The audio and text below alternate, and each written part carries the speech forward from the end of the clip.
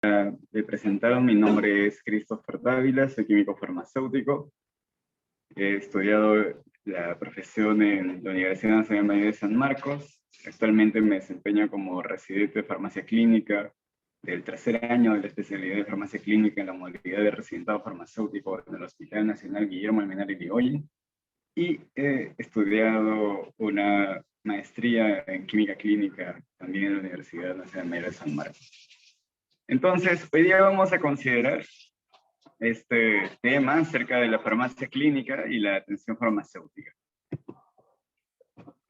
Ya que somos un grupo pequeño, por favor, en cualquier momento que quisieran alguna aclaración, alguna pregunta, participen, pidan la palabra o comenten, abran sus audios para hacer de esta clase que sea de mayor aprovechamiento. Bien, entonces, tenemos estos dos conceptos que son la farmacia clínica y la atención farmacéutica. Cuando uno escucha el término farmacia clínica, a veces piensa que es la farmacia que está dentro de una clínica, ¿no? De un establecimiento de salud llamado clínica, mientras que la farmacia hospitalaria es la práctica farmacéutica que se realiza en un hospital nacional, en un centro hospitalario. Pero no es así. La farmacia clínica es una disciplina de las ciencias farmacéuticas y que en realidad esta disciplina tiene sus inicios en los años 70, 80 en Estados Unidos, pero recién hacia los años 90 fue que tomó mayor auge, fue que se postuló los conceptos de la farmacia clínica tal como la conocemos ahora, y hay básicamente dos corrientes de ella, ¿no? Está la corriente americana y también la corriente española. Entonces, pasaron los años y aproximadamente desde el año 2000 surge un nuevo término que es la atención farmacéutica, que al inicio era técnicamente lo mismo, era muy semejante a la farmacia clínica con la atención farmacéutica, pero hoy en día la atención farmacéutica va a diferenciarse porque implica el proceso de seguimiento farmacoterapéutico, consejería farmacéutica y dispensación. Mientras la farmacia clínica es solamente el abordaje farmacológico, farmacoterapéutico, o incluso no farmacológico, ¿no? Pero se centra más en el tratamiento, no tanto en el medicamento, sino en el fármaco, la farmacología clínica en sí misma. Bien, entonces vamos a ver inicialmente estos conceptos de farmacia clínica y vamos a mencionar el concepto que lo define en función a lo que indica el Colegio Americano de Farmacia Clínica. Es una disciplina de las ciencias de la salud donde los farmacéuticos proporcionan atención al paciente optimizando la terapia farmacológica, promoviendo la salud, el bienestar y la prevención de enfermedades. Entonces vemos que hay tres pilares, ¿no?, en la práctica de la farmacia clínica. Uno es la optimización de la terapia farmacológica, dos es la promoción de la salud y bienestar, y tres es la prevención de enfermedades. Entonces actuamos esos niveles, por ende, la aplicación va a ser en todo contexto, ¿no? No solamente en un hospital, sino también puede ser en un centro comunitario o incluso en la misma práctica comunitaria a través de las farmacias, las boticas. Bien, además, de una manera más resumida, podría indicarse que la farmacia clínica es el área de la farmacia que se ocupa de la ciencia y la práctica del uso racional de medicamentos, ¿ya? Entonces, nos vamos a centrar sobre todo en ese aspecto, en ver que el uso sea adecuado, la indicación sea la más apropiada, que la tecnología sanitaria que se va a emplear para el tratamiento de una enfermedad o la recuperación o la prevención de una enfermedad sea la que tenga mayor efectividad en relación al costo, en relación al riesgo, en relación al beneficio. Y también que sea la estrategia sanitaria más segura, ¿no? Entonces, vamos a ver tecnologías sanitarias, que son medicamentos en sí mismos, como también podemos ver otras medidas no farmacológicas, ¿no? Pueden ser nutricionales, pueden ser dispositivos médicos, pueden ser medidas educativas. Y también otro aspecto importante es que dentro de la farmacia clínica vamos a enfocar bastante todo lo que sea la investigación, ¿no? Entonces, por ejemplo, esta Asociación Americana de Farmacia Clínica tiene su propia revista indexada, entonces allí vamos a poder encontrar artículos relacionados a todas las disciplinas de la farmacia clínica. Además, también debemos de tener en cuenta que nuestra normativa peruana en la norma técnica de salud 021 del año 2011, nos indica que para que un establecimiento de salud tenga la diferente categoría, ¿no? Podemos ver las 1.1, 1.2, 1.3, 1.4, 2.1, 2.2, 3.1, 3.4, en las diferentes instancias donde se encuentre un establecimiento de salud, va a requerir ciertas prestaciones de la Unidad Productora de Servicios de Salud de Farmacia, ¿no? Entonces tenemos 4 pilares de la Unidad Productora de Servicios de Salud de Farmacia, que son la farmacia clínica, la gestión de programación y almacenamiento de productos farmacéuticos y dispositivos médicos, la dispensación de los productos farmacéuticos y dispositivos médicos y farmacotecnia, ¿no? Entonces podemos observar que dentro de las actividades de farmacia clínica se deben desarrollar estos 4 puntos: la farmacocinética clínica, el seguimiento farmacoterapéutico, farmacovigilancia y la información de medicamentos y tóxicos. Todos estos, como podemos ver, a partir del 1.4, de los establecimientos de salud 1.4, debería de ejecutarse las actividades de seguimiento farmacoterapéutico y farmacovigilancia. Y ya en aquellos establecimientos de salud de alta complejidad, los de nivel 3, o sea, los hospitales nacionales, los institutos nacionales, allí debe haber además las unidades de farmacocinética clínica, ¿no? Entonces nosotros en el Hospital de Menara, que somos nivel 2, 3.2, contamos con nuestra unidad de farmacia clínica que está en proceso de ser oficializada. Funcionalmente existimos, pero aún documentariamente no. Y realizamos actividades de seguimiento farmacoterapéutico, farmacovigilancia, información de medicamentos y tóxicos, ¿no? Lo único que nos falta es implementar farmacocinética clínica, y en realidad en el país aún ningún servicio de farmacia ejerce esta actividad. Recientemente los colegas del Hospital Regagliati, también a razón del residentado farmacéutico, a razón de que hay residentes de farmacia clínica, están capacitándose para implementar, y a partir de este año están iniciando la implementación de farmacocinética clínica. Entonces esperamos que pueda ser para que también los demás vayamos, nos capacitemos y esto pueda replicarse en nuestras demás instituciones. Bien, entonces como podemos observar, tal vez esta sea un área poco conocida, ¿no?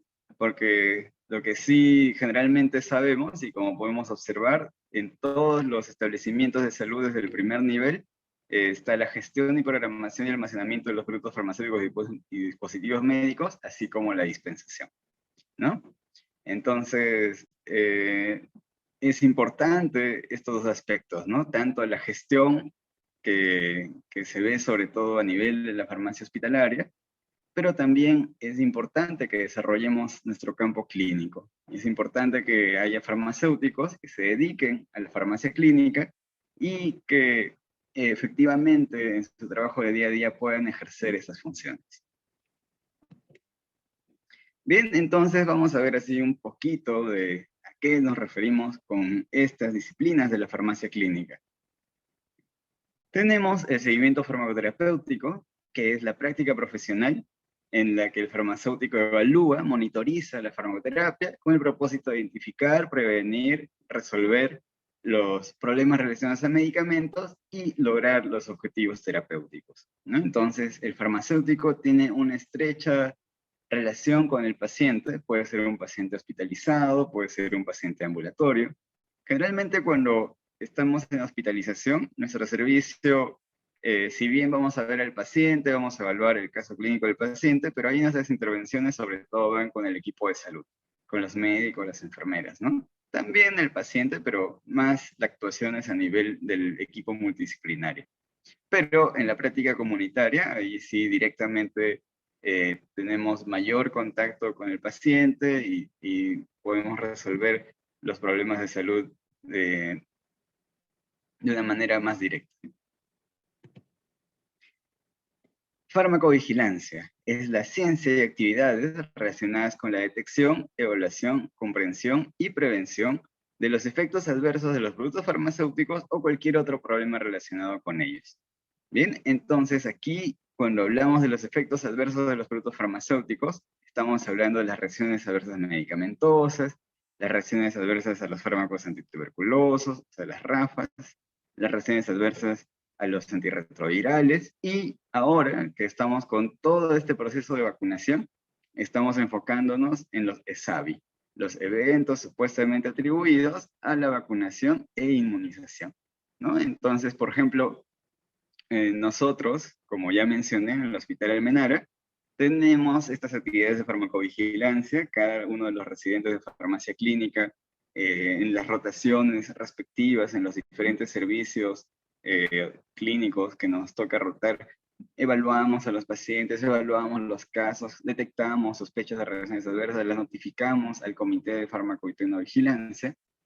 Y en este momento, dada la coyuntura de la vacunación contra el SARS-CoV-2, entonces estamos viendo todo el seguimiento de los pacientes que reportan los ESAVI, ¿no? Entonces, igual completamos, seleccionamos toda la información que va a ser importante canalizarla con el comité de fármaco y tecnovigilancia de nuestra institución para que después llegue el comité de farmacovigilancia referencial de salud y finalmente llegue a DIGEMIT para que a su vez DIGEMIT lo transmita a Uppsala, que es el Centro Mundial de Monitorización de los reportes de farmacovigilancia, y se tomen las medidas a nivel mundial, ¿no? Entonces, la farmacovigilancia es una actividad que está interrelacionada mundialmente, ¿no? Todo aquel evento adverso que podamos observar aisladamente en nuestro paciente hospitalario o comunitario puede servir para que en otra parte del mundo pueda crearse información y pueda contribuir con la seguridad del uso de estos productos.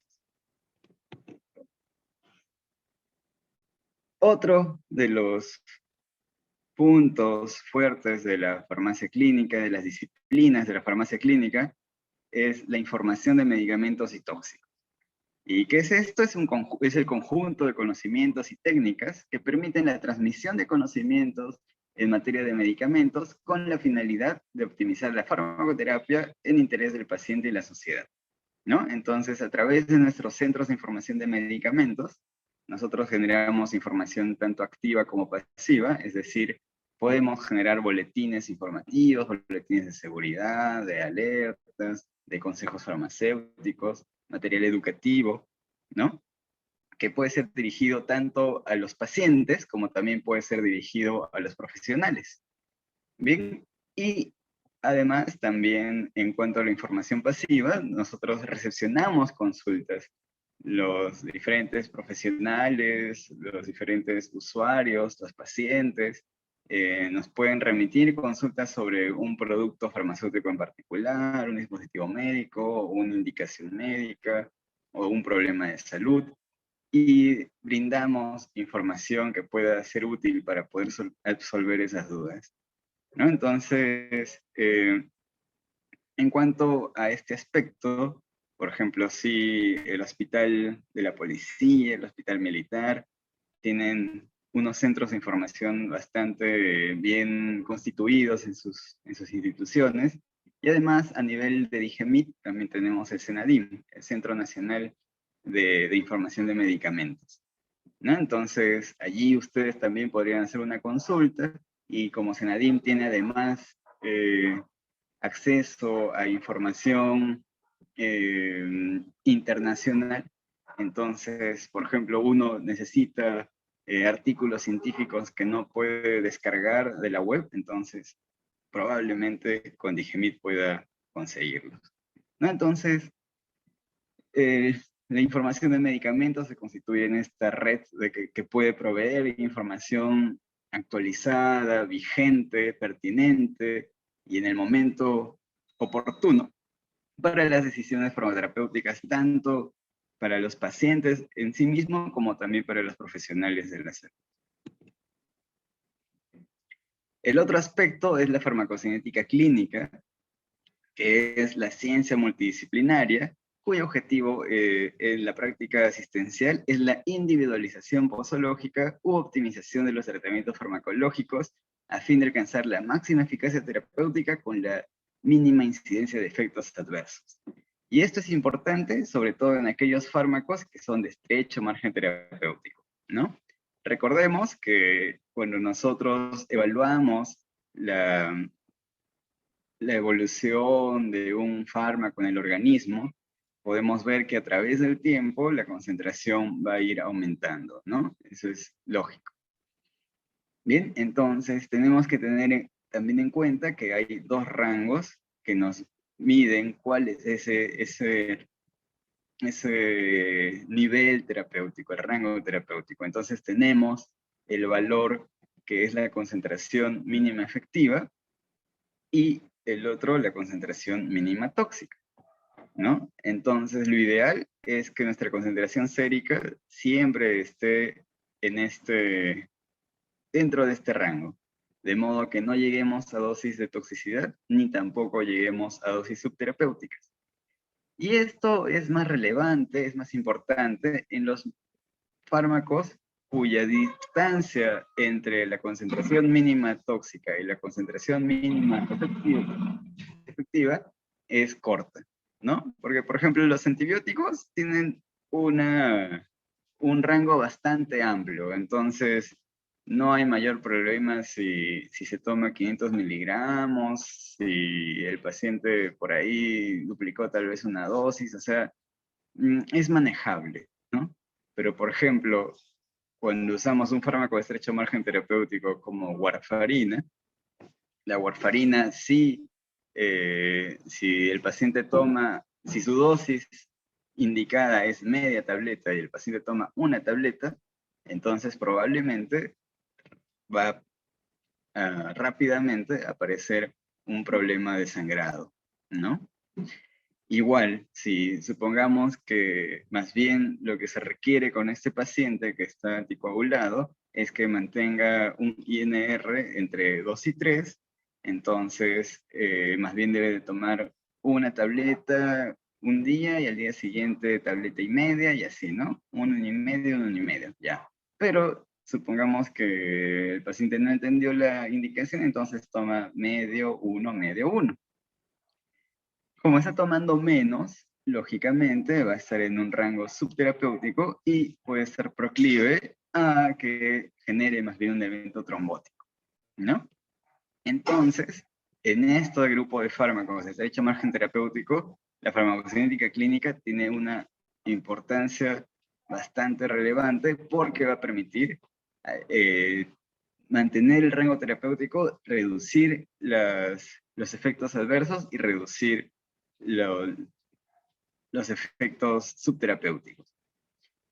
Cuando hablamos de fármacos de estrecho margen terapéutico, no solo hablamos de los anticoagulantes como la warfarina, sino también hablamos de los anticonvulsivantes como fenitoína, fenobarbital, carbamazepina, y también inmunosupresores, ¿no? Tacrolimus, everolimus, ciclosporina. Y bueno, en el Hospital Almenara, por ejemplo, dosamos estos fármacos, dosamos anticonvulsivantes, inmunosupresores, y se puede monitorizar la evolución de estos parámetros.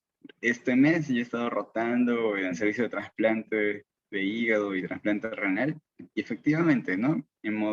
He podido experimentar, ver cómo es que los médicos emplean este dosaje de tacrolimus para poder ajustar las dosis y poder optimizar la terapia. Entonces, es un aspecto con mucho potencial en el que podamos desarrollarnos y que esperemos que pueda implementarse próximamente en nuestros centros institucionales. Bien, entonces esas son las cuatro secciones que la normativa indica para la farmacia clínica, pero además hay otras subespecialidades dentro del campo de farmacia clínica. Igual vamos a tomar de referencia siempre el Colegio Americano de Farmacia Clínica, porque como les comentaba, son dos corrientes, ¿no? La americana y la española. En el caso de la española, ellos no tienen una especialidad de farmacia clínica como tal, porque su especialidad de farmacia hospitalaria incluye a la farmacia clínica. Por eso es que ellos el residentado cursan 4 años y terminan siendo farmacéuticos hospitalarios que al final también tienen una bastante capacitación y competencias para realizar las actividades clínicas. Sin embargo, aquí en Perú nos hemos dividido, ¿no? Estamos por un lado los farmacéuticos clínicos, por otro lado los farmacéuticos hospitalarios.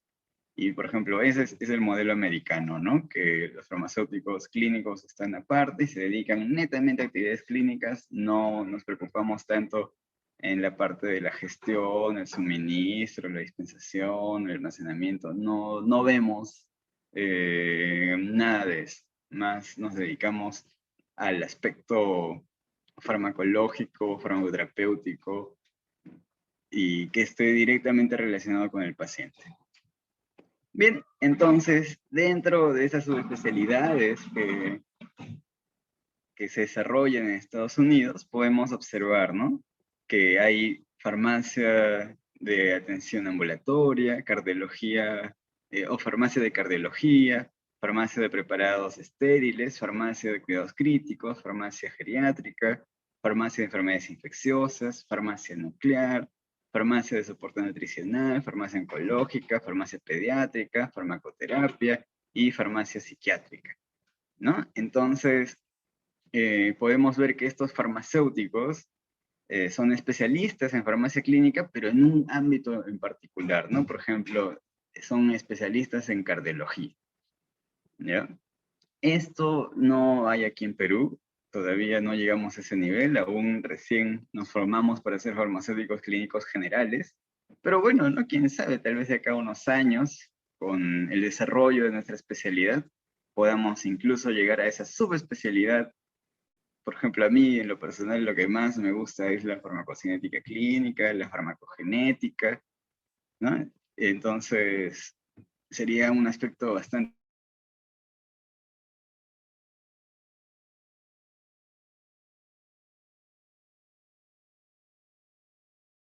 farmacéutico clínico general, y en el segundo año ya se especifican en estas áreas.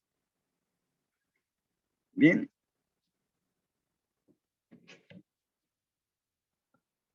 pero de todas maneras, aquí en Perú, nosotros contamos dentro de este programa de residentado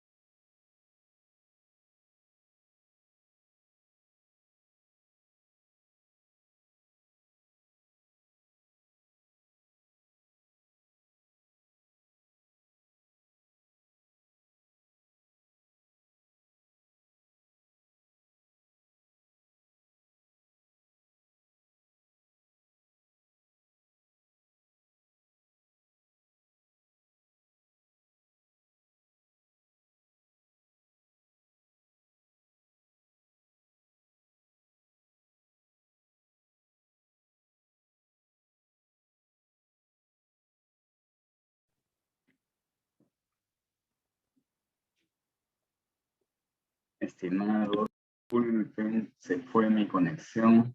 ¿Hasta qué parte escucharon? ¿Dónde me quedé? ¿En qué parte se fue la conexión, por favor?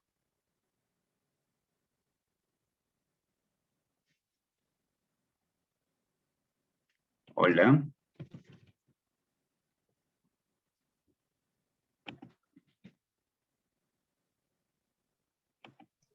Sobre las especialidades, subespecialidades. Las subespecialidades que se dictan dentro del recetado farmacéutico aquí en Perú, ¿eso? De la farmacia clínica. A ver, voy a ponerles diapositivas y me van avisando, ¿ya?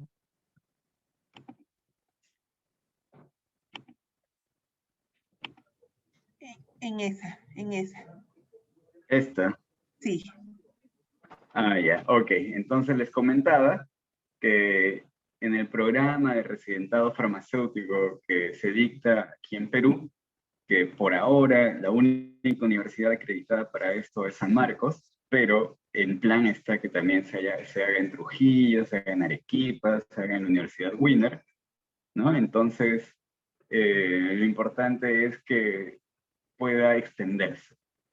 Bien, pero por ahora está solo en San Marcos, ya estamos en el 5º año, este año va a ser el 6º año que se va a convocar al proceso de admisión para el residentado farmacéutico.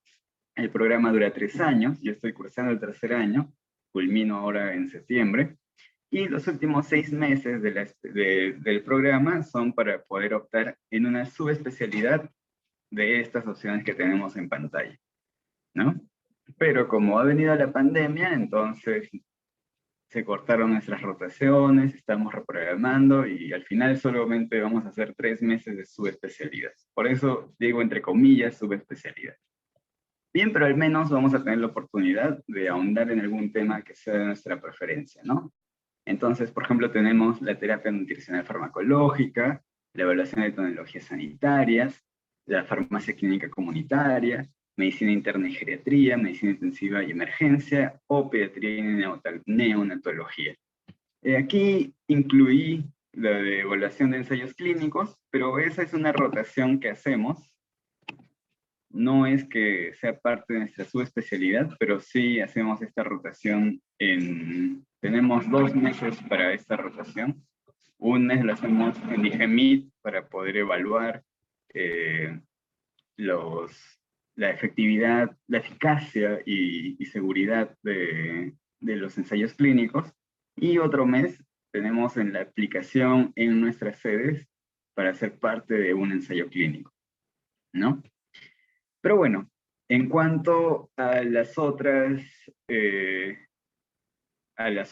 áreas en las que uno puede desenvolverse, vamos a ver un poco de la terapia nutricional farmacológica y la evaluación de tecnologías sanitarias, ¿ya? Porque lo otro, por ejemplo, de medicina interna y geriatría, es completar esos 3, 6 meses en los servicios de medicina interna, básicamente haciendo seguimiento farmacoterapéutico, farmacovigilancia, ¿no? Las actividades que uno como farmacéutico clínico debería de saber hacer.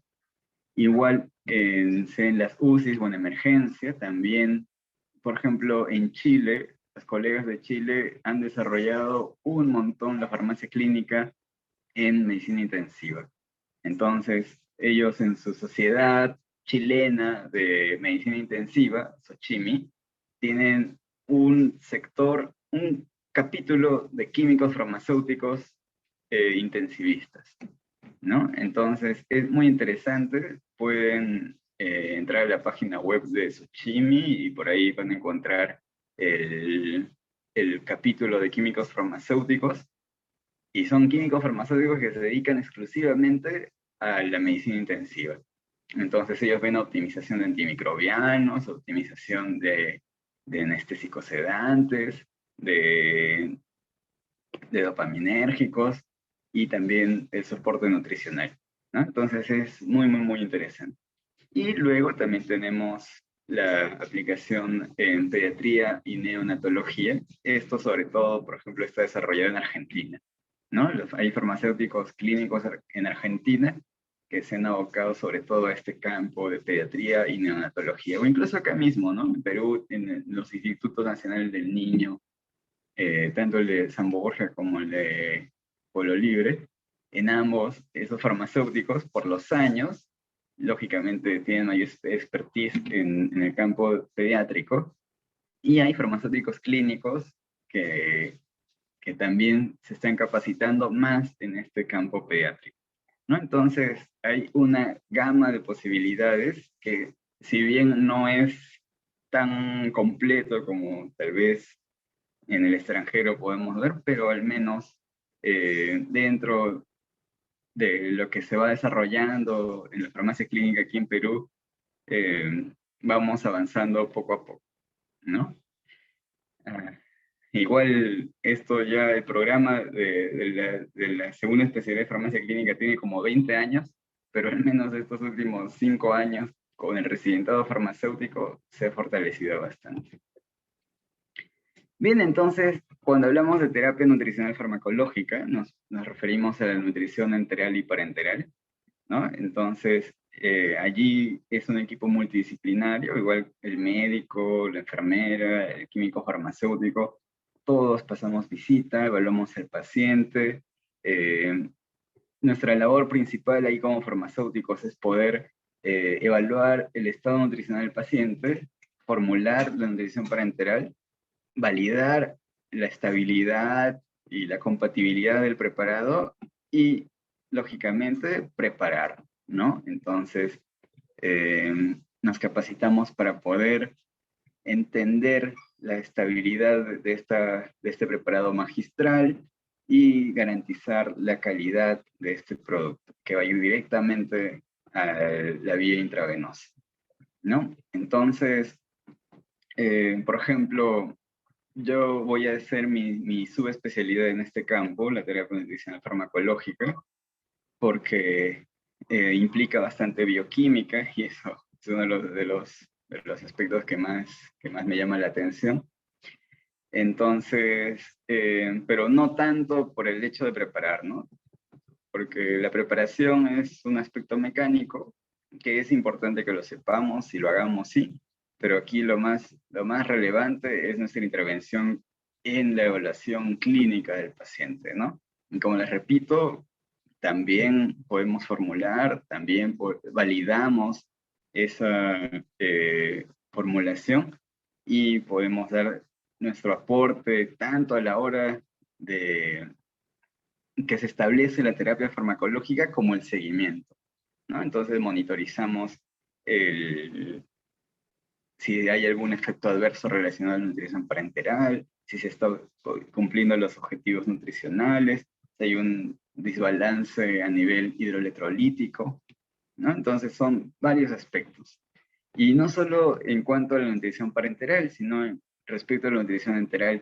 Si bien en la nutrición enteral, sobre todo, la nutricionista, el nutricionista son los que van a abarcar más ese punto por la valoración nutricional y todo el aporte que requiere el paciente, pero allí nuestro rol va respecto a las interacciones fármaco-nutriente, ¿no? Y aún más cuando el paciente está con sondas, sonda nasogástrica, sonda nasoyeyunal, y por esa misma sonda pasan los medicamentos, por esa misma sonda pasan los nutrientes, entonces había aún más posibilidad de interacciones medicamentosas. Y ese es un aspecto que también podemos abarcar. Respecto a la evaluación de tecnologías sanitarias, entiéndase una tecnología sanitaria como todo aquel producto, estrategia, programa que pueda ser útil para diagnosticar, tratar, prevenir, paliar una enfermedad, ¿no? Entonces, para poder realizar ello, tenemos que evaluar diferentes aspectos de esta tecnología sanitaria, tanto la seguridad, es decir, los efectos adversos, las interacciones medicamentosas, la eficacia, si realmente este producto está cumpliendo las especificaciones terapéuticas dentro de un contexto controlado, ¿no? En un ensayo clínico. la eficiencia si es que además de que pueda ejercer un efecto adecuado, el efecto terapéutico deseado, cuánto costo implica esa aplicación de la nueva tecnología sanitaria. La accesibilidad, si va a ser no solamente disponible económicamente, sino también logísticamente, y la equidad, ¿no? Porque cuando se hace una evaluación de tecnologías sanitarias, por ejemplo, y sobre todo esto es muy importante en las enfermedades huérfanas, en los usos off-label, o sea, los usos que no están indicados según el registro sanitario, pero el profesional médico necesita emplear un medicamento en otro contexto, pero se basa en estudios observacionales, en tal vez algunos ensayos clínicos, pero no hay tanta evidencia científica. Entonces, allí se tiene que evaluar sobre todo también este aspecto de equidad. ¿Y a qué nos referimos con la equidad? Nos vamos a referir que todas las personas, tanto estas personas que están enfermas como las otras personas que están con otras patologías, puedan ser receptoras de un mismo trato por parte del Estado, ¿no? Entonces, por ejemplo, tal vez haya un fármaco que cuesta, no sé, 50.000 soles cada dosis y que para un solo paciente un tratamiento cueste 500.000 soles y que no me asegure que esa estrategia le prolongue la vida por más de 5 años, ¿no? Entonces, ahí se genera esa duda, ¿no? ¿Será conveniente gastar 500.000 soles en una persona que no va a recibir que ese tratamiento no va a ser tan efectivo, a poder usar esos 500.000 soles y comprar todo, asegurarme el abastecimiento de medicamentos antidiabéticos, antihipertensivos, antidislipimiantes para todo un año, ¿no? Entonces, esos asuntos se abordan en esta evaluación de tecnología sanitaria.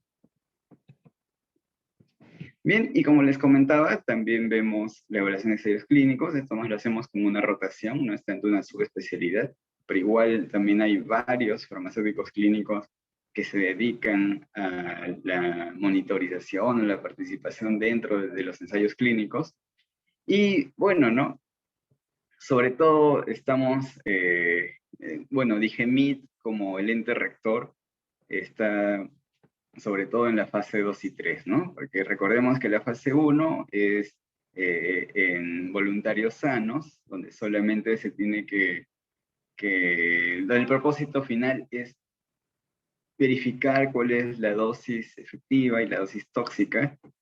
En la fase 2 es una mayor cantidad de participantes, donde también son participantes sanos, y se va a tratar de evidenciar cuál es la dosis efectiva y también se explora cuáles son las posibles reacciones adversas. En la fase 3 ya se abarca una mayor cantidad de personas, donde aquí ya también hay personas enfermas de diferentes edades, ¿no? Entonces hay mayor variabilidad. Y cuando aquí el producto demuestra que es efectivo y seguro, entonces recién adquiere la aprobación del ente regulatorio y pasa a la comercialización, ¿no? Que es la fase 4, donde se hacen los estudios de farmacovigilancia para poder ver a lo largo de los años, en un contexto poblacional mucho más amplio, mucho más variable, qué otros efectos adversos pueden presentarse. Entonces, por ejemplo, en nuestro contexto actual de la vacuna, en esta que estamos con la de Sinopharm, estamos en la fase 3. ¿Vale? Todavía es una vacuna experimental. Bien, luego tenemos la farmacia clínica comunitaria, que como ya hemos observado, como ya hemos comentado, es la práctica clínica que se da que se da a nivel de las farmacias, las boticas. Y aquí, por ejemplo, nuevamente citando el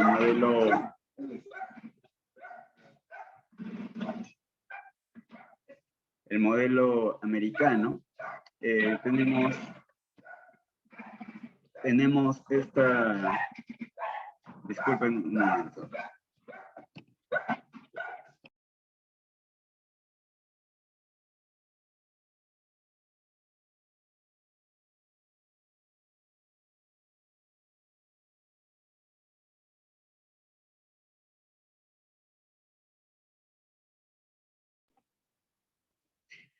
Bueno, disculpen. Bien, como les comentaba, la farmacia clínica comunitaria, en este modelo americano, tienen este método que se llama el Comprehensive Medication Review, que se trata sobre la revisión exhaustiva de la farmacoterapia, ¿no?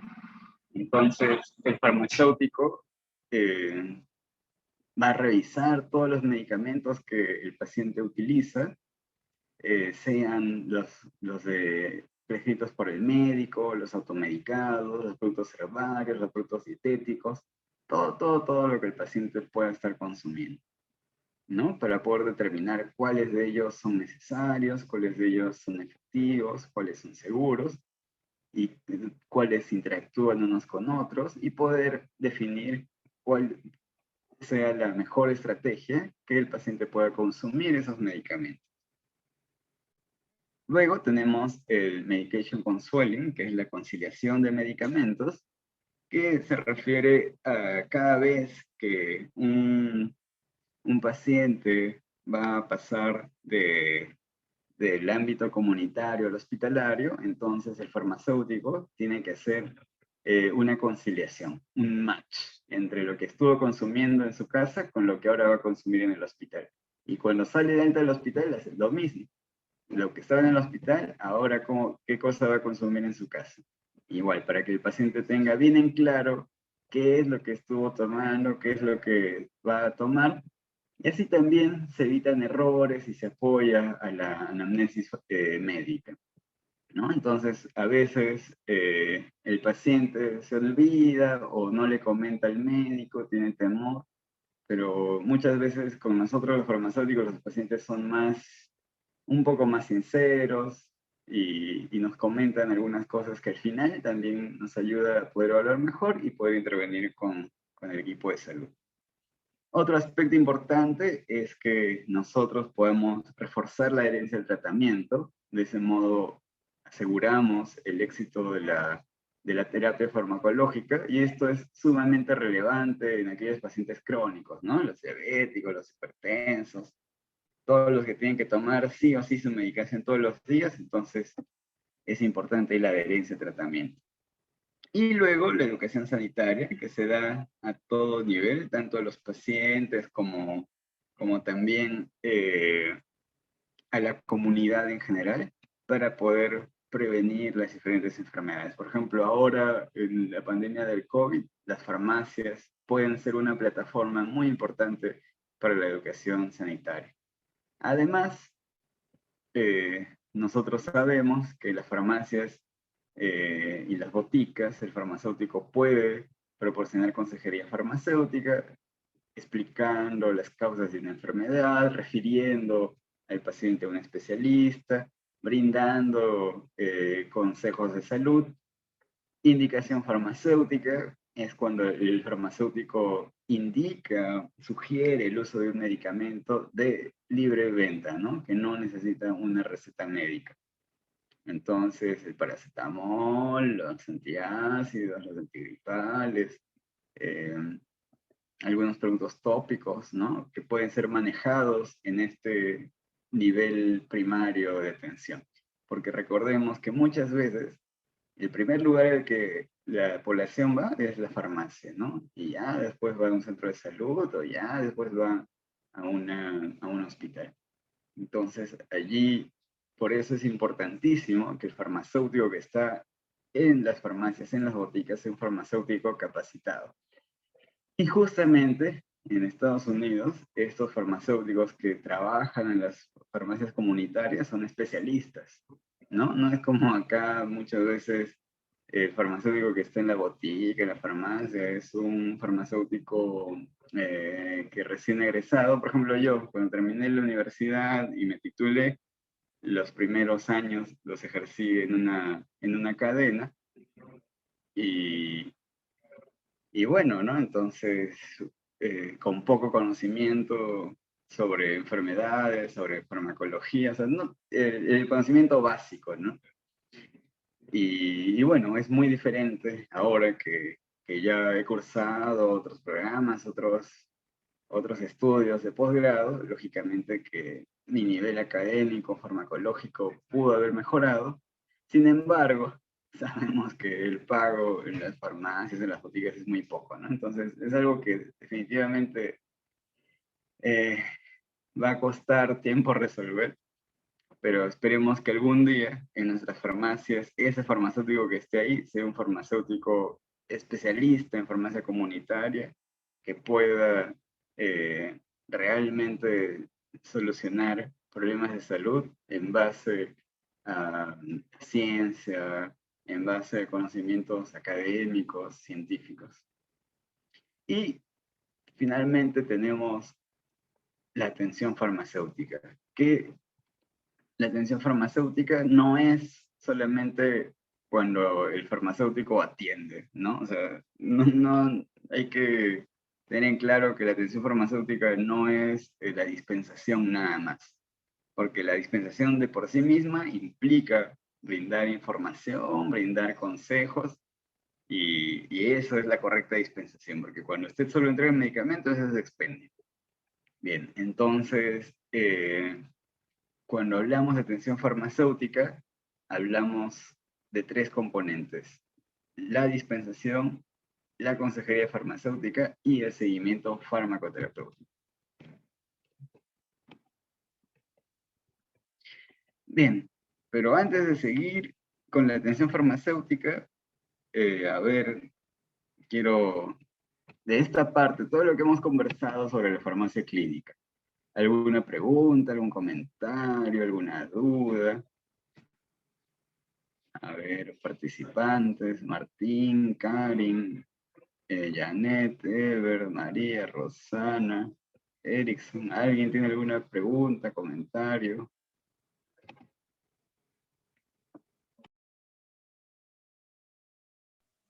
Una pregunta.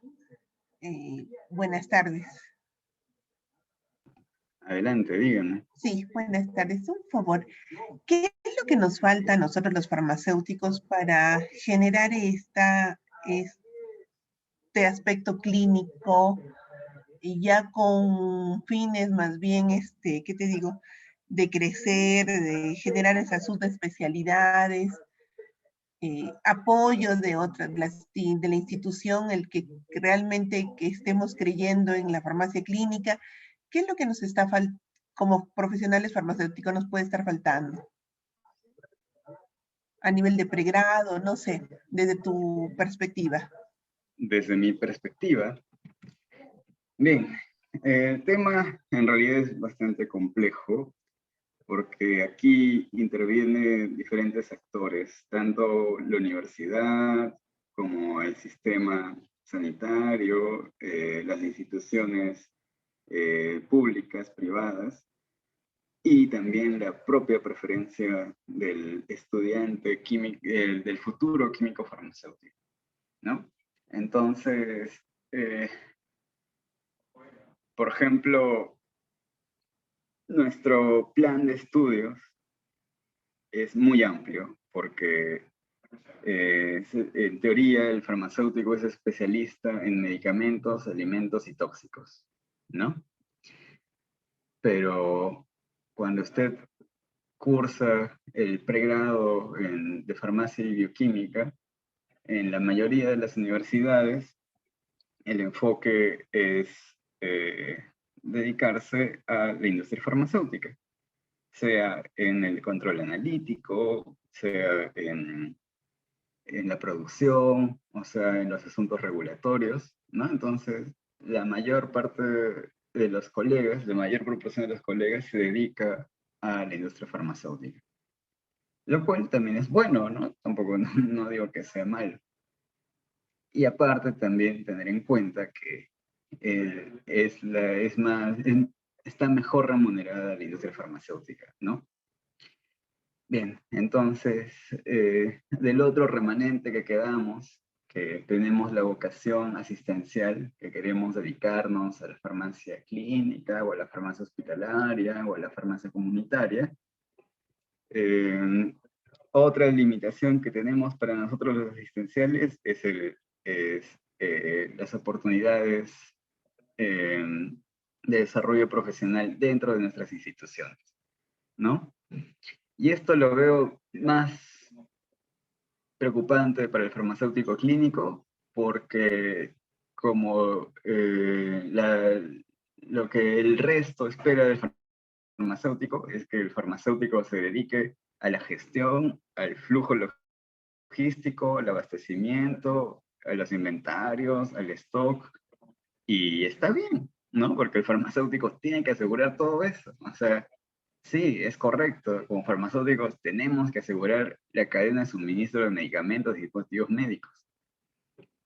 Pero eso lo hace sobre todo el farmacéutico hospitalario, en un hospital, ¿no? O el farmacéutico comunitario en su farmacia, en su botica. Y el farmacéutico clínico, finalmente, como mencioné antes, la especialidad tiene 20 años, desde los años 90. eh,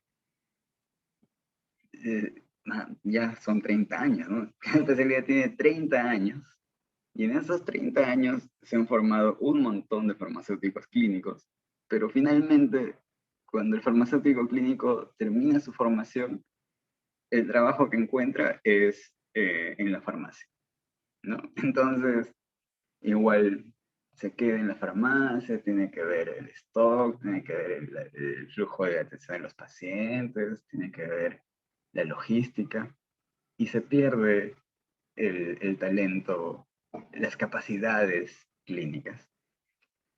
Y por eso es que estamos viendo estos programas de residentado como una oportunidad para que a nivel de las instituciones de salud, MINSA, Fuerzas Armadas, que es donde se está llevando a cabo el residentado, las unidades de farmacia clínica se fortalezcan y se cree plazas de trabajo para farmacéuticos clínicos, que su trabajo sea exclusivamente pasar la visita con los médicos. Y eso también es un gran reto.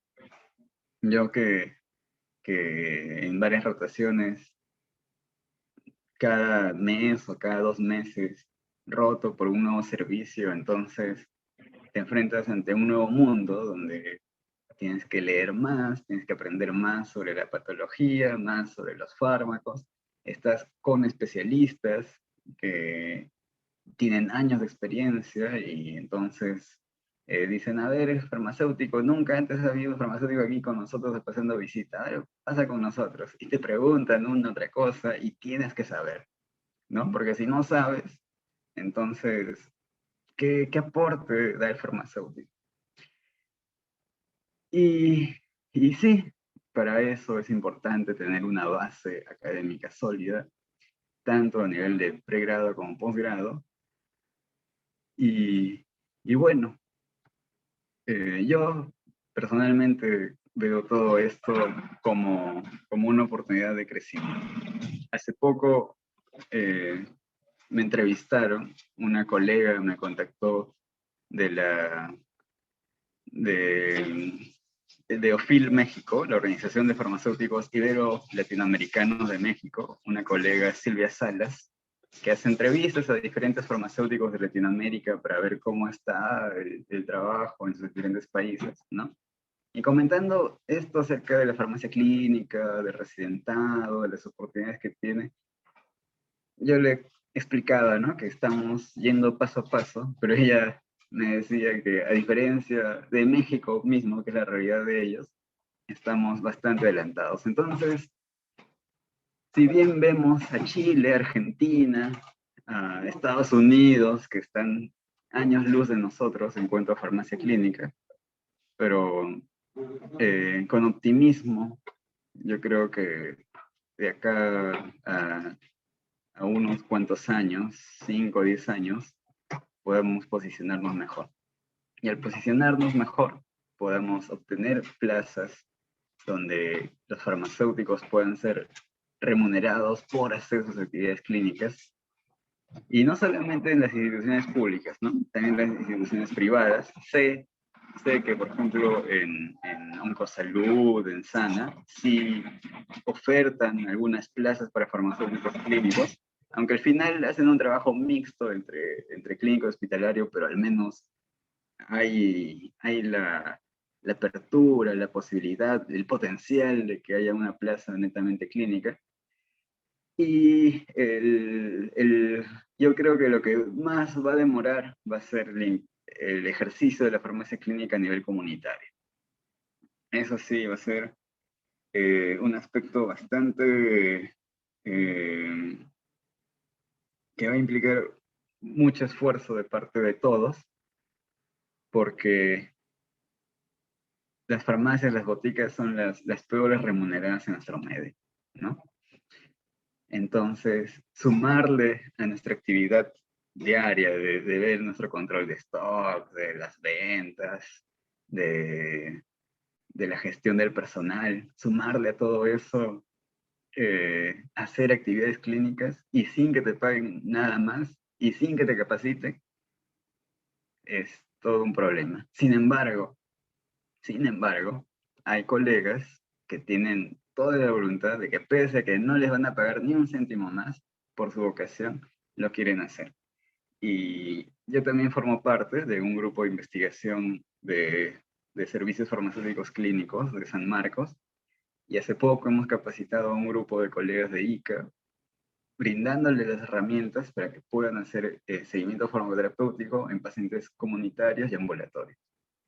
Y también estamos en un proyecto de telefarmacia para que a través de los medios electrónicos, las tecnologías de información y comunicación, se pueda llevar a cabo las actividades de seguimiento farmacoterapéutico y farmacovigilancia desde los establecimientos farmacéuticos comunitarios, ¿no? Farmacias, boticas, y ya, por ejemplo, tenemos 50 y tantos colegas inscritos en ese proyecto que los estamos capacitando para que ejerzan esa actividad.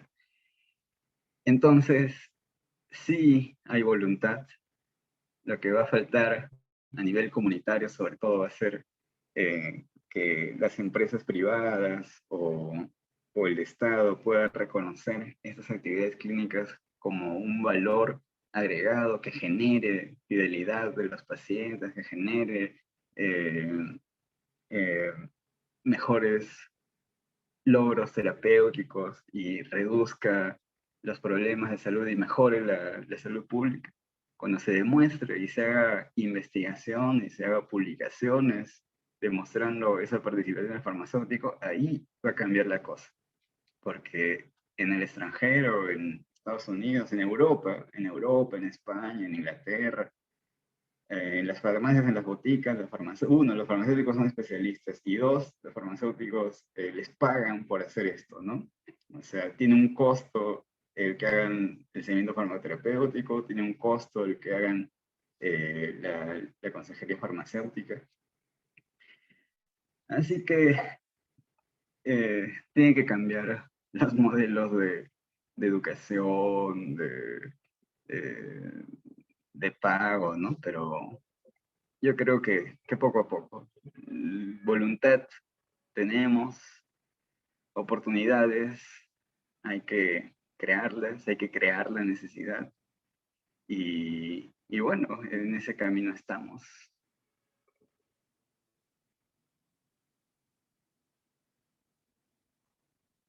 Eh, ¿Algún comentario más hasta esta parte o continuamos?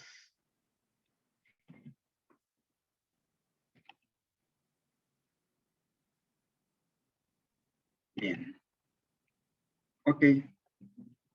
Continuemos entonces con la atención farmacéutica. Bien, entonces ya hemos hablado bastante sobre la farmacia clínica, ahora comentaremos sobre la atención farmacéutica. Esta práctica tiene sus inicios en los años 70, pero recién en los 90 se conceptualizó, ¿no?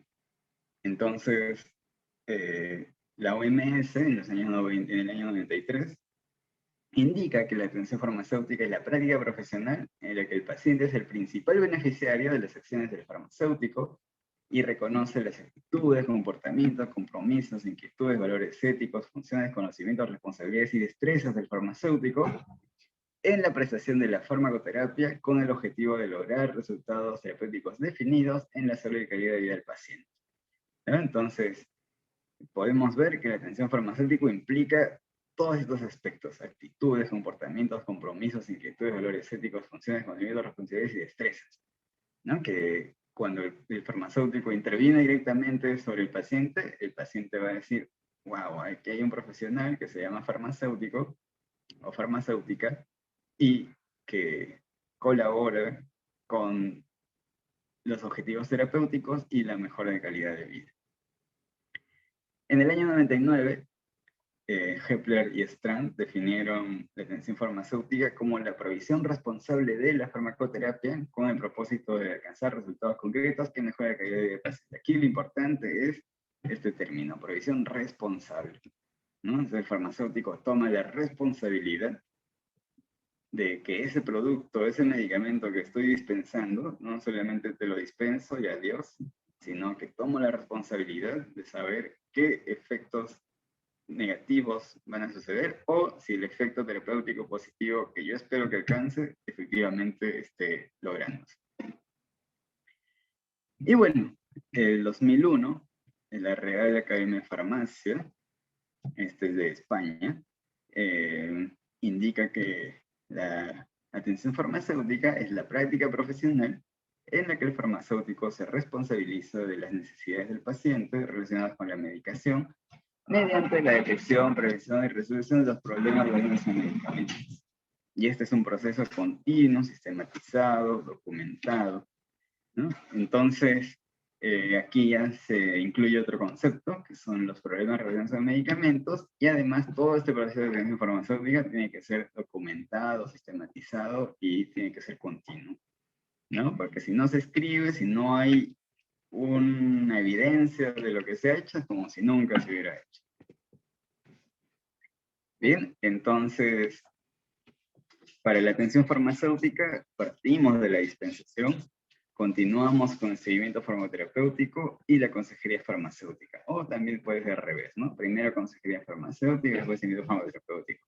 Pero aquí lo importante es que no es solo dispensación, no es solo consejería farmacéutica, sino también es seguimiento farmacoterapéutico. Y ese es el corazón de la atención farmacéutica. Nosotros no podemos decir que hacemos atención farmacéutica si no hacemos seguimiento farmacoterapéutico. Y recordemos que este seguimiento farmacoterapéutico es una de las disciplinas de la farmacia clínica. Y esa es la relación que hay entre los dos. Hay un método español que se llama método YASER, que es el acrónimo de identificación, actuación, seguimiento, evaluación y resultados. Identificación de las necesidades de mejora de la calidad de la farmacoterapia, actuación farmacéutica, seguimiento farmacoterapéutico, evaluación de los resultados en el paciente y los resultados del programa en general, ¿no? El análisis, discusión y propuestas de la mejora del programa de atención farmacéutica. Entonces, estos procesos de identificación y actuación farmacéutica parten desde la dispensación y la consejería farmacéutica, para luego que el paciente ingrese al seguimiento farmacoterapéutico y haya una evaluación continua del paciente en función a los criterios que se hallen en el seguimiento farmacoterapéutico. Y bueno, ¿no? Finalmente, como todo proceso, tiene que ser evaluado. Entonces, para este método YASER, en su metodología nos explica cuáles son los pasos o cuáles son los criterios que debemos identificar y cómo podemos actuar frente a ellos, ¿no? Entonces, cuando uno está frente al paciente y va a revisar la medicación, la farmacoterapia, puede hacerse todas estas preguntas. Si está el medicamento indicado, si ese medicamento es efectivo, si se adecua a la duración de tratamiento, si presenta alguna indicación no tratada, si hay duplicidad innecesaria de medicamentos. Y a cada una de estas preguntas va a haber diferentes escenarios de actuación que el farmacéutico puede realizar, ¿no? Y diferentes oportunidades de intervención. Además, también podemos evaluar si la posología es adecuada referente o teniendo en cuenta las características antropométricas y preferencias y valores del paciente, si presenta algún tipo de insuficiencia orgánica, sobre todo la hepática, la renal, ¿no? Que son los órganos más importantes tanto para el metabolismo y eliminación de fármacos, o si existe hipersensibilidad a alguno de los medicamentos, ¿no? Para prevenir las alergias. Continúa, porque son 12 preguntas finalmente, y seguimos explorando si hay interacciones medicamentosas que sean clínicamente significativas, o también puede ser medicamento nutriente. Si existe además la posibilidad de efectos adversos en medicamentos o reacciones adversas medicamentosas, que pueden ser potenciales o reales, o si existe otra alternativa, otro medicamento, otra tecnología sanitaria más eficientes que puedan incluirse, y finalmente si hay algún problema con la adherencia, ¿no? Entonces todos estos aspectos, estos 12 aspectos, pueden abordar de una manera bastante práctica y rápida al inicio de la atención de un paciente, sobre todo en la dispensación, en la consejería farmacéutica, ¿no? Y una vez que, como ya hemos visto, ese método YASER es la identificación, la actuación y luego sigue el seguimiento farmacoterapéutico, entonces vamos a lo central de la atención farmacéutica, que es el seguimiento farmacoterapéutico. Y al igual, podemos ver, ¿no?, que el concepto del seguimiento farmacoterapéutico es la supervisión de parte del químico farmacéutico respecto al cumplimiento de la farmacoterapia mediante intervenciones farmacéuticas dirigidas a prevenir, identificar y resolver los problemas relacionados a medicamentos. Entonces, podemos ver que es un concepto muy similar a la atención farmacéutica, y justamente es por eso, porque hablar de atención farmacéutica es hablar de seguimiento farmacoterapéutico, ¿ya? Pero seguimiento farmacoterapéutico no siempre es atención farmacéutica, ¿ya? Ojo, porque, por ejemplo, cuando hacemos seguimiento farmacoterapéutico de pacientes hospitalizados, no necesariamente les dispensamos a ellos, ¿no? Porque, por ejemplo, yo trabajé un tiempo en el Hospital 2 de Mayo, ¿ya? Allí, como farmacéuticos, estábamos a cargo de un servicio de hospitalización y teníamos que hacer ambas funciones, la dispensación y el seguimiento farmacoterapéutico. Entonces ahí sí hacíamos atención farmacéutica, ¿no? Porque validábamos las recetas, nos asegurábamos del flujo logístico y aparte también participábamos en la visita médica, reportábamos reacciones adversas, realizábamos seguimiento farmacoterapéutico. Entonces eso sí es atención farmacéutica. Pero ahora que estoy en el residentado en el Hospital Almenara, yo solamente realizo seguimiento farmacoterapéutico a mi paciente hospitalizado, ¿no? Me fijo en su evolución clínica, detecto problemas relacionados a medicamentos, detecto potenciales efectos adversos, intervengo con los médicos, con el paciente, pero no me preocupo por la dispensación, por el flujo logístico, por nada de ello, ¿ya? Entonces, la atención farmacéutica sí implica seguimiento farmacoterapéutico, pero seguimiento farmacoterapéutico no necesariamente implica atención farmacéutica. ¿Y qué es esto de problemas relacionados a medicamentos? Son problemas de salud experimentados por los pacientes como resultado clínico negativo derivado de la farmacoterapia. O sea, la farmacoterapia tuvo un resultado clínico negativo. Estos pueden ser reales o potenciales y O también otro resultado es que no pueda conseguir el objetivo terapéutico deseado o puede generar efectos adversos. Bien, entonces, respecto a esto de los medicamentos, también hay otra lucha de corrientes, ¿no?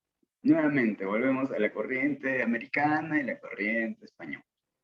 Bien, entonces, en la corriente americana, Cipoll en los años 90, todo esto del pharmaceutical care, de Geplargistan, de Cipoll, partió en Estados Unidos y ellos clasificaron los problemas relacionados a medicamentos en 4 categorías: necesidad, efectividad, seguridad y conveniencia, ¿no? Entonces, inicialmente eran como 9 tipos de PRMs, luego bajaron a 7, pero finalmente, y bueno, ellos se han quedado con sus 7 PRMs, 2 de necesidad, 2 de efectividad, 2 de seguridad y 1 de conveniencia. Paralelamente, en España, también en el año 98, convocaron en la Universidad de Granada a un consenso y llegaron a clasificar los PRMs en 3 categorías: necesidad, efectividad y seguridad. Esta tuvo su actualización en el segundo consenso de Granada en el año 2002 y después en el 2017 hubo un tercer consenso donde este concepto de PRM, de probabilidad de reacción del medicamento, cambió a RNM, resultado negativo de la medicación. Porque ellos consideran que finalmente, también como nuestra normativa peruana indica, el PRM es el resultado clínico negativo de la farmacoterapia, ¿no? Por eso ellos consideran, ya no lo denominan PRM, en España lo denominan RNM. Pero nosotros aquí en Perú nos hemos quedado con estos consensos, el primero o el segundo. Entonces, algunas instituciones usan el primero, otras instituciones usan el segundo. El primero es bastante semejante al de Estados Unidos, solamente que eliminan el PRM de conveniencia, ¿ya? Entonces, si alguna vez tienen la oportunidad de rotar por el hospital de la policía, ahí van a ver que usan este método de Minnesota, de la Universidad de Minnesota, ¿ya? Que es necesidad, efectividad, seguridad y conveniencia. Y por ahí, algunos también de la policía usan el primer consenso de Granada. Cumplimiento, bueno, cumplimiento. Pero lo que más usamos es el segundo consenso de Granada, ¿no? Tanto en diferentes hospitales MINSA como en salud. Generalmente este es el consenso que usamos.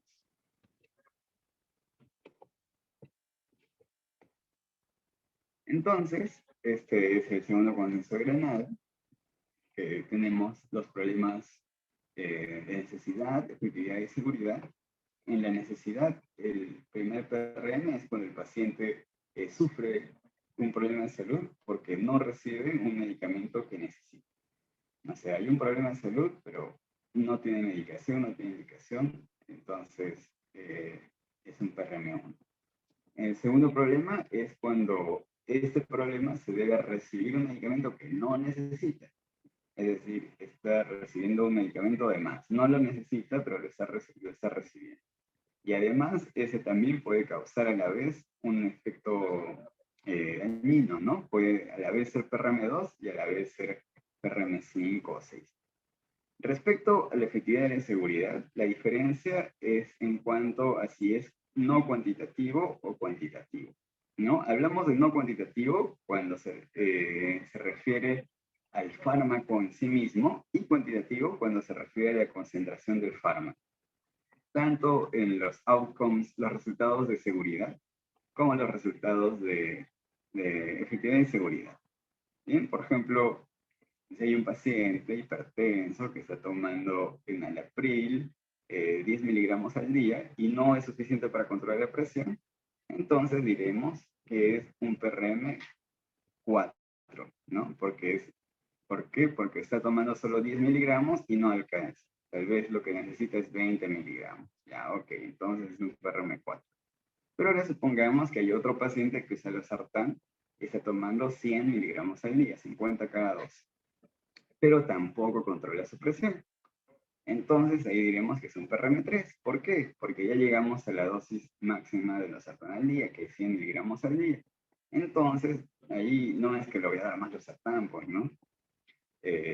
Sino que necesito otra estrategia terapéutica. Por eso ella no depende de la dosis, sino depende del fármaco. Y ahí sería un PRM3. Ahora vamos a los problemas de seguridad. Aquí tenemos igual los que dependen de la concentración o los que no dependen de la concentración. Por ejemplo, si un paciente es alérgico a la penicilina, pero no sabe que es alérgico a la penicilina y recibe un inyectable de penicilina y cursa a los minutos con un rash dérmico o incluso un shock anafiláctico, eso es un PRM no cuantitativo, ¿no?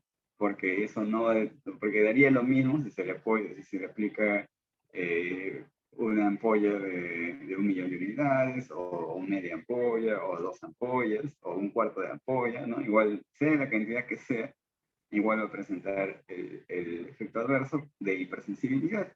Entonces, no depende del fármaco, sino, mejor dicho, depende del fármaco, pero no de la dosis.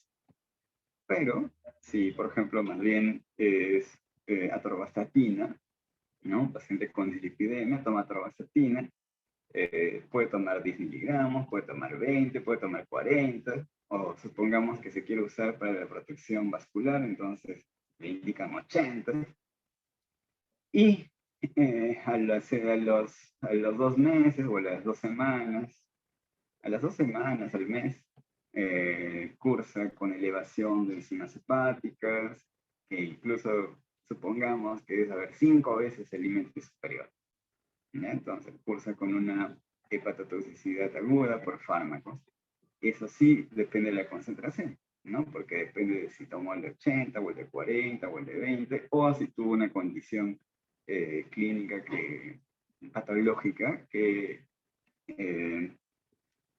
sea la determinante de este aumento de la concentración sérica del fármaco. Bien, entonces, esa sería la manera de cómo clasificar y discernir qué tipo de medicamento, qué tipo de PRM es.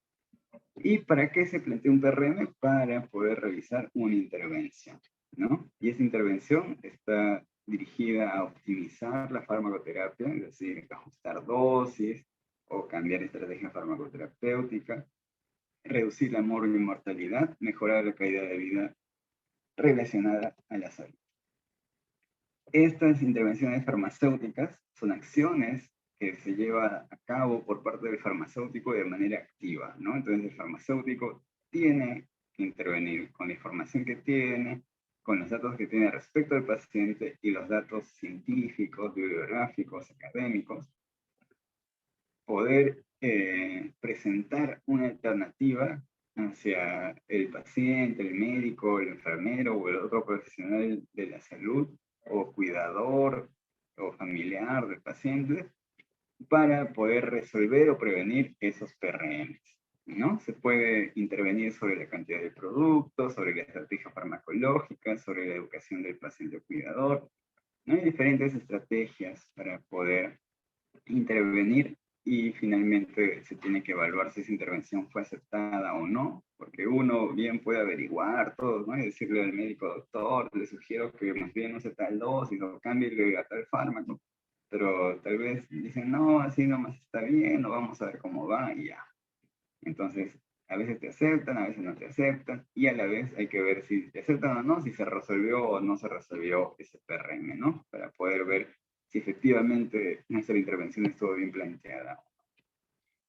Hay un método español para poder ejercer este seguimiento farmacoterapéutico, que es el método DADER, que empieza con ofrecer el servicio. Esto sobre todo está diseñado para un contexto ambulatorio, ¿no? Se oferta el servicio, el paciente acepta el servicio, se programa la primera entrevista, en esa primera entrevista se recolecta todos los datos, se evalúa o se recopilan los datos, se ordena para un mejor análisis, se pasa a la fase de estudio, es decir, uno tiene que ver todas sus fuentes bibliográficas, ¿no? Si es una patología que no sé mucho, entonces vuelvo a leer la patología, vuelvo a leer los fármacos, la farmacología, y y además tengo que buscar evidencia científica actualizada para poder ver de qué manera intervenir. Finalmente, con todo ese conocimiento de base, evalúo la farmacoterapia particular de ese paciente. ¿Para qué? Para identificar los PRMs de necesidad, efectividad y seguridad y plantear mis intervenciones, ¿no? Entonces, para plantear mis intervenciones, primero se definen los objetivos, se priorizan los objetivos, se determinan qué intervenciones vamos a realizar y cómo las vamos a realizar. Y bueno, ¿no? De ahí se ve si lo mismo que vimos hace un rato, si se acepta o no se acepta y si se resuelve o no se resuelve. Y esas intervenciones dirigidas al médico pueden ser escritas, pueden ser orales, ¿no? Tanto el médico, el paciente, el enfermero. Bien, hay otro modelo, este es el modelo americano, ¿no? Que consta en 5 pasos. Recopilar información, evaluar la información, planificar la intervención, implementar la intervención y hacer seguimiento de todo ello. Entonces se basa tanto en la comunicación, documentación y colaboración, teniendo siempre en cuenta que el paciente va a ser el centro de toda esta práctica. En San Marcos, así como la Universidad de Minnesota, con Kepler, Strauss y Paul, propusieron sus PRMs, la Universidad de Granada, con todos los farmacéuticos españoles propusieron sus PRMs. En Perú también los farmacéuticos clínicos que cursaron las primeras promociones de residentado farmacéutico en el Hospital de la Policía en los años 90, ellas propusieron un modelo de seguimiento farmacoterapéutico que lo denominaron gestión de casos clínicos, que es lo que hacen en la policía, en el Hospital de la Policía. Mencionar que el Hospital de la Policía es es el único hospital en el Perú que tiene un servicio de farmacia clínica activo y vigente, ¿no? Porque todos los demás tienen unidades, tienen áreas, pero ellos tienen un servicio de farmacia clínica. Bien, entonces esta gestión de casos clínicos, de esa versión de los 90 se actualizó hacia el 2015. Inicialmente eran 5 pasos, ahora son 4 pasos, que constan en selección del paciente, recopilación de datos, análisis de organización y identificación de PRMs y plan de intervención farmacéutica. Nosotros en Almenara hemos adaptado este método de gestión de casos clínicos a nuestra realidad, ¿no? Entonces, igual, iniciamos con la selección del paciente, la recolección de datos, el análisis, evaluación y identificación de PRMs, el plan de intervención farmacéutica, y después del plan de regulación farmacéutica hay un proceso de retroalimentación, porque eso tiene que ser cíclico, ¿no? Además, en cuanto a las herramientas que usamos, cuando hacemos atención farmacéutica al paciente ambulatorio, lógicamente hay que ofertar el servicio, así como DADER. Tenemos nuestra fase de estudio, que es la búsqueda de información basada, bueno, con las estrategias de medicina basada en evidencia, y realizamos el análisis SOAP para poder evaluar cada caso y planificar nuestra intervención. Y nos basamos en la clasificación del segundo consenso de Granada, ¿no? Porque el original, este método de gestión de casos clínicos, se basa en un método, una clasificación de PRMs muy similar al primer consenso de Granada. Bien, entonces aquí de manera rápida pueden ver cuáles son los formatos que empleamos para el seguimiento farmacoterapéutico del paciente hospitalizado en el Hospital de Almenara. Tenemos esta ficha de análisis farmacológica donde llenamos todos los datos de filiación, el relato cronológico del paciente, su estado clínico al momento del inicio del seguimiento farmacoterapéutico, los análisis de laboratorio por fechas, la farmacoterapia también por cada día, qué medicamentos usa, contrastándolo con las funciones vitales, la ficha de evaluación de datos de identificación de PRMs, donde vamos a comparar cuáles son los diagnósticos, cuáles son los signos y síntomas que se relacionan con cada diagnóstico, qué medicamento está en relación a estos signos y síntomas y diagnóstico, y cada uno de esos medicamentos evaluar si es necesario, si es efectivo, si es seguro y tener qué PRM es. Identificamos los PRMs, los priorizamos, y por cada PRM hacemos un SOAP, ¿no? La evaluación subjetiva, objetiva, el análisis y el plan respecto a ese PRM. Y finalmente, registramos la intervención, de qué manera intervení, cuál fue el problema, de qué manera se intervino, sobre qué se intervino y cuál fue el resultado. Bien, entonces vamos a mencionar un caso práctico, ¿ya? Para que vean cómo es que abordamos la atención farmacéutica en el Hospital del Menar. Bien, ya hemos mencionado que hubo este problema de la pandemia, entonces lógicamente se cortaron las consultas ambulatorias, los pacientes solamente iban al hospital a que el médico le haga la receta y de ahí pasa a farmacia, o empezó la telemedicina, ¿no? Entonces los pacientes recibían la llamada telefónica del médico y siguen recibiendo, ¿no? Sigue todo eso. El telemonitoreo, no solo de los médicos, también los psicólogos, los enfermeros, los nutricionistas, los terapistas, el trabajador social, todos los profesionales tienen la posibilidad de usar los medios de comunicación e información para poder llegar al paciente. Y lógicamente nosotros los farmacéuticos también. Entonces, desde la farmacia, implementamos el programa de atención farmacéutica a través de la telefarmacia, ¿no? Entonces, donde nuestros tres pilares son información de medicamentos, el seguimiento farmacoterapéutico y la consejería farmacéutica, y dirigida a todos los pacientes con diferentes enfermedades crónicas, donde les dimos el anexo, ¿no? Y aquí les indicamos, ¿no? Si desean ser parte de este programa, los podemos contactar mediante vía telefónica, WhatsApp, Google Meet, Zoom, cualquier plataforma para poder contactarlos y llevar a cabo este proceso. Bien, entonces, esto fue en el mes de diciembre del año pasado, enero de este año, que tuve la rotación en la farmacia de consulta externa, que normalmente hubiera sido, me tocó la rotación en farmacia clínica comunitaria. Esa era mi rotación, que normalmente debió haber sido en la farmacia institucional de Digemit, pero como hubo pandemia, me tuve que quedar en el hospital de Menara, en la farmacia de consulta externa, y como no teníamos un lugar donde aceptar, donde acoger al paciente, o en todo caso había mucho riesgo, si esto sería muy frecuente, entonces optamos por implementar la telefarmacia. Con las recetas médicas, seleccioné a esta paciente, ¿no? Como pueden ver, hay 1, 2, 3, 4, 5, 6, 7, 8, 9 fármacos, entonces hay polifarmacia, definitivamente es hipertensa, es diabética, es hipotiroidea, y además está anticoagulada, entonces vemos, ¿no? Criterios de selección, es una paciente adulto mayor.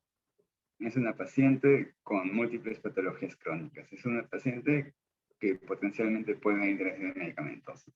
Es una paciente que usa un fármaco de estrecho margen terapéutico, warfarina, ¿no? Entonces, definitivamente esta paciente requiere una evaluación farmacológica y como los pacientes dejan el número a la hora de recoger los medicamentos, se le llamó a ofrecerle el servicio, aceptó y según los procedimientos del Seguro Social, tiene que haber un consentimiento informado y un consentimiento de personas.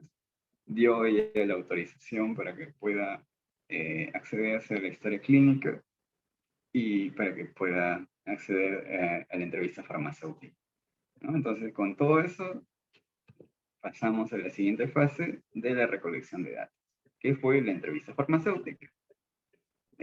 Quedamos con la señora que yo le iba a devolver la llamada en una fecha apartada. La llamé, la entrevisté. Como pueden ver, es otro formato, ¿no? Lo que le mostré antes era del paciente hospitalizado, que lógicamente el hospitalizado usted lo tiene ahí cautivo, ¿no? Entonces puede adquirir más información y de una manera más prolongada. En cambio, del paciente ambulatorio, hemos diseñado este formato de solo 2 caras, donde también se resume, ¿no? Los antecedentes patológicos, el problema de salud actual, algunos exámenes de laboratorio, la farmacoterapia, y aquí mismo vemos la necesidad de efectividad y seguridad, evaluamos, identificamos los PRMs y nuestra evolución SOAP rápida con nuestra intervención, ¿no? Entonces es un mini resumen de todo lo que hacemos en el hospitalizado, lo tenemos que hacer en el ambulatorio, pero de una manera veloz, porque el tiempo también apremia. Bien, entonces, la paciente en cuestión es una dama de 69 años, de sexo femenino, procedente de Comas, que mide 1,60 m y pesa 109 kilos. Su índice de masa corporal es 42,5, está con obesidad mórbida. En los antecedentes patológicos es hipertensa hace 20 años, diabética hace 10 años, con hipotiroidismo, asma bronquial y tromboembolismo pulmonar, por eso es que es anticoagulada. Además, indica que es alérgica al ibuprofeno. Entonces, lógicamente, es una paciente que necesita una evaluación farmacoterapéutica. Bien, sobre los hábitos de vida, indicó que no fuma, que toma té eventualmente, que toma café eventualmente, no toma alcohol, no hace ejercicio. Ella indica que en su dieta la sal es baja, el azúcar es bajo, no consume verduras, lo cual es bueno porque, recordemos, es una paciente que toma warfarina, y si la warfarina se mezcla con alimentos, con vegetales verdes sobre todo, estos van a reducir la efectividad de la warfarina, ¿no? Entonces no se debe consumir esos alimentos verdes en un paciente warfarinizado. El consumo de carbohidratos es regular, de grasas es bajo, y agua solamente toma 1 litro, máximo 2 al día. En ese momento, su problema de salud de ese momento de la entrevista es que está con visión borrosa, dolor de cabeza, y que a veces cursa con espasmos bronquiales, y que anteriormente, o sea, antes, ¿no? Meses antes, tuvo sangrado de encías por la warfarina. Exámenes auxiliares, esto sí es un problema en los pacientes ambulatorios, porque en el hospitalizado usted tiene ahí las pruebas de laboratorio actualizadas, ¿no? O al menos semanales, o cada 3 días, es más fácil. O en todo caso, igual puede intervenir con el médico y decirle, doctor, doctora, le sugiero que pida tal prueba, ya. Pero en un paciente ambulatorio, y es más, ¿no? Con la pandemia, que ni salen, que no pueden ir al laboratorio del hospital porque tienen miedo a contagiarse, entonces ni siquiera hay pruebas de laboratorio, no sabemos cómo es su función renal, no sabemos cómo es su función hepática, lo único que sabemos son sus funciones vitales, y que su presión arterial ese día estaba a 120/80, pero en esa semana llegó a 160/90, la saturación de 97/98, menos mal que tiene saturómetro y tiene tensiómetro en su casa, y la glicemia, que no tiene glucómetro en su casa, así que esta es la última vez que se midió en el hospital, que creo que fue como en febrero de 2020, antes de la pandemia, y fue 186, que no se acuerda la fecha. Y el INR, que eso sí se controla de manera particular, que la última vez fue el 1 de diciembre, estuvo en 1,79. Recordemos que es una paciente con tromboembolismo pulmonar que requiere un INR de 2 a 3, o sea, ni siquiera llega al objetivo terapéutico. En cuanto a los medicamentos que la paciente usa, aquí podemos observar que para las diferentes patologías, diabetes, hipertensión, hipotiroidismo, tromboembolismo pulmonar, asma bronquial, se hace un match con los síntomas que nos han indicado, ¿no?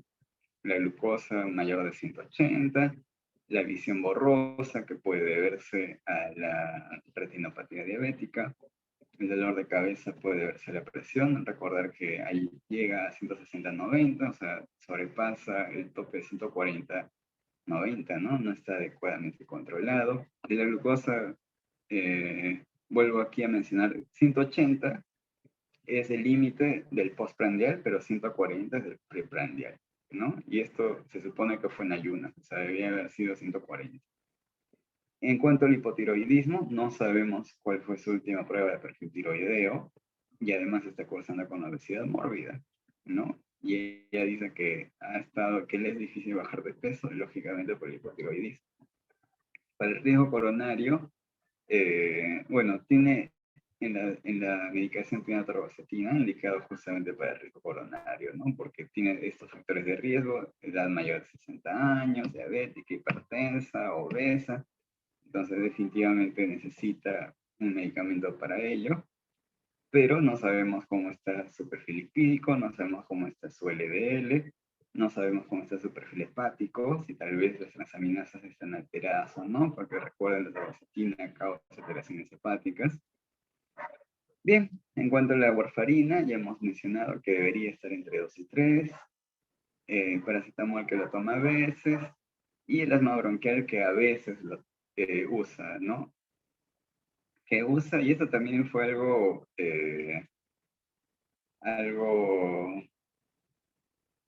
que se halló durante la entrevista farmacéutica. Bien, entonces, esto es la indicación que está en la receta médica, la dosis que el médico le indicó, ¿no? Respecto a y en qué hora debe tomarlo, pero es diferente lo que el médico indica a lo que el paciente pueda consumir. Entonces se tiene que evaluar el uso, ¿no? Aquí vemos que la metformina estaba 2 veces al día, en el almuerzo y la cena, y ella solo lo tomaba en la cena. El vinclamida en el almuerzo y ella lo tomaba solo en la cena. El losartán sí lo toma bien, el atenolol lo toma bien, la levotiroxina debería tomar 150, pero toma solo 100. Luego la warfarina la toma bien, el paracetamol bien. Aquí el salbutamol, ella indica que en febrero de 2020, antes de la pandemia, el neumólogo le indicó el salbutamol y salmeterol-fluticasona por un episodio de broncoespasmo que tuvo por esos días. Y como ya no pudo regresar a la cita por la pandemia, entonces ella se está automedicando y solamente usa el salbutamol eventualmente, ¿no? Y no usa salmeterol-fluticasona. Bien, entonces seguimos en nuestro proceso, tenemos que buscar información. Pueden buscar las interacciones medicamentosas en Micromedex, en drag.com, en Medscape, ¿no? Medscape y drag.com son fuentes libres. Micromedex sí hay que pagar por ello, Lexicom hay que pagar por ello. Y bueno, en todo caso les sugiero que usen el Drag Interaction de Medscape, ¿no? El de drag.com a veces es muy exagerado y en algunas interacciones que no son tan relevantes las considera relevantes. Entonces, lo que podemos ver en las interacciones es que la warfarina con el atenolol podía incrementar el INR. En este caso no es relevante para ella porque más bien su INR está bajo. La metformina podría causar, junto con el atenolol, podría causar hipoglucemia, pero tampoco no es relevante en ella porque más bien está con hiperglicemia, ¿no? La warfarina también con la glutamina puede aumentar el riesgo de sangrado, pero en todo caso va a ser un riesgo potencial para ella, ¿no? Y sobre la warfarina vemos que hay factores de riesgo, sobre todo en personas mayores de 65 años, que tengan hipertensión, que tengan insuficiencia renal, o que antes hayan tenido un episodio de sangrado con warfarina. Y ella antes tuvo, ¿no? Recordemos que dijo que antes tuvo un episodio de sangrado en sí. Y el atenolol mismo, miren, por ejemplo, puede causar embolismo pulmonar. Y se supone que ella más bien está en un tratamiento contra el tromboembolismo pulmonar, pero el atenolol podría causar ese problema. Bien, entonces, teniendo en cuenta todo ello, en esa tablita que les comentaba donde hacemos un match entre los diagnósticos, los signos y síntomas, los medicamentos, tenemos que también evaluar la necesidad, efectividad y seguridad de cada uno de estos medicamentos, ¿no? Y definir qué PRM es. Entonces, como la glucosa no está bien controlada, en general no puedo saber si es o metformina o glimepirida, ¿no? Entonces, en general, a los dos hay un PRM4 porque es dependiente de la dosis debido a que ella no toma la dosis adecuada, ¿no? De metformina solo toma una vez cuando debería tomar 2 veces. ¿Ya? Es un PRM4 real, porque no es así de efectivo. En cuanto a la hipertensión, losartán sí lo está tomando como debe ser, pero en este caso no está siendo efectivo y es por el problema mismo de losartán, ¿no? Tal vez necesite otro fármaco más, amlodipino tal vez, ¿no? Entonces es un PRM3 porque no es efectivo y no depende de la dosis. El atenolol, por si acaso, eh, también se usa para la presión, pero las últimas guías clínicas europeas, americanas, no consideran los betabloqueantes como antihipertensivos, solamente los YECA, los SARA, los diuréticos, ¿no? Pero no los betabloqueantes. Eh, pero aquí el atenolol se está empleando como preventivo de la cardiotoxicidad de la levotiroxina. ¿Por qué? Porque está con levotiroxina 150, es más, en algún momento estuvo con 200 miligramos de levotiroxina, y por ello es que el endocrinólogo le indica atenolol. ¿Ya? Entonces aquí, como hemos visto, puede causar más bien el embolismo pulmonar, así que yo considero que no, que potencialmente puede causarme un problema que depende de la dosis, ¿no? Es un PRM de seguridad 6.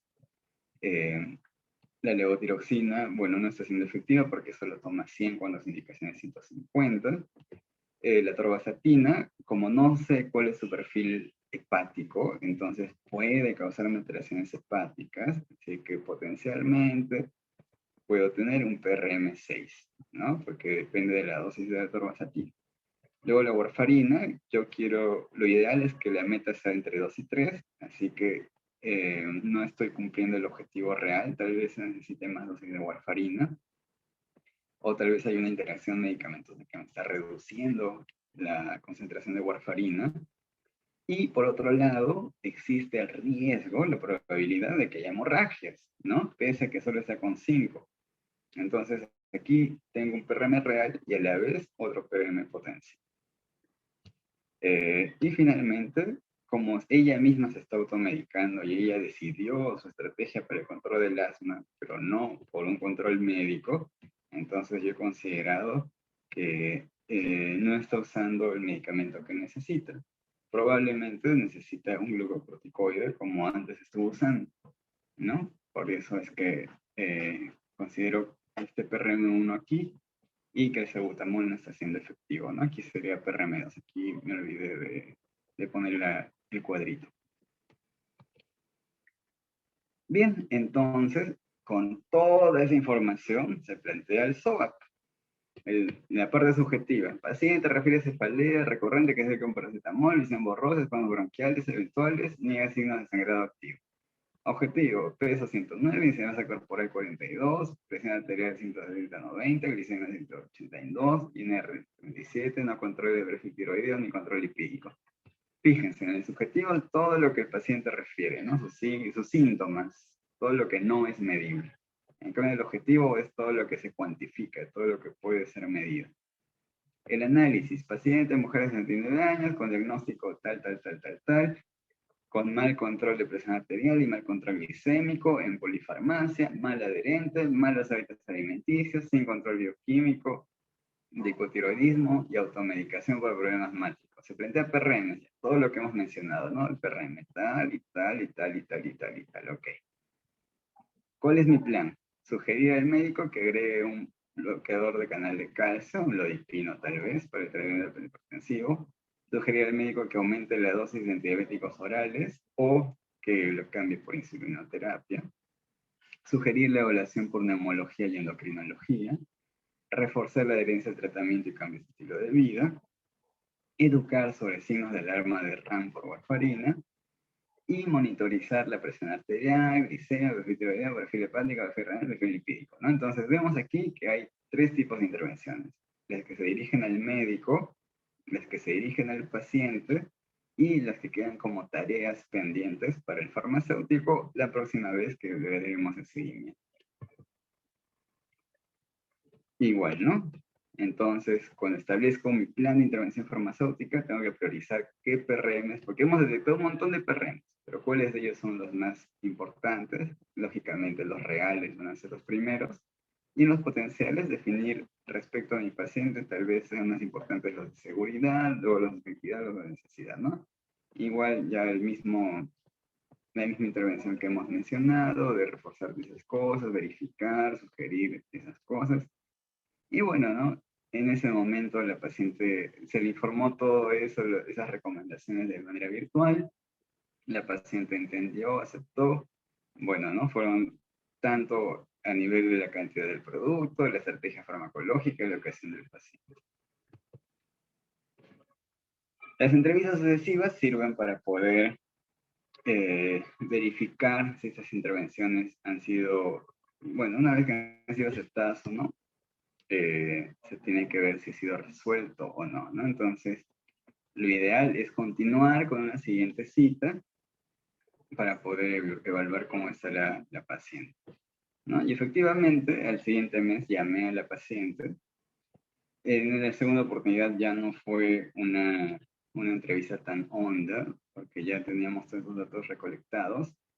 Y bueno, sí, definitivamente ella solicitó sus citas de actualización con el endocrinólogo, con el neumólogo, así que de esa manera se puede optimizar ello, pero respecto a los labores de laboratorio, no, ella no está dispuesta a ir al hospital a tomarse las pruebas, lo cual también es respetable, ¿no? Porque es una persona de riesgo y peor sería que se contagie de COVID. Y bueno, entonces, así, así va. Y así es como vamos haciendo la atención farmacéutica. Tenemos 10 minutos, colegas. A ver, preguntas, comentarios, intervenciones.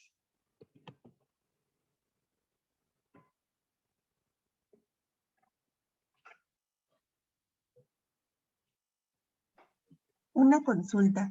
Entonces, Claro. ustedes han adaptado, bueno, primero felicitaciones, o sea, el hecho de que ustedes hayan intervenido, la historia, hacerle el seguimiento, es todo un compromiso, ¿no? Sí. Entonces, lo primero. Lo siguiente es, ustedes han adaptado la metodología DADER, ¿se podría decir o no? Eso primero.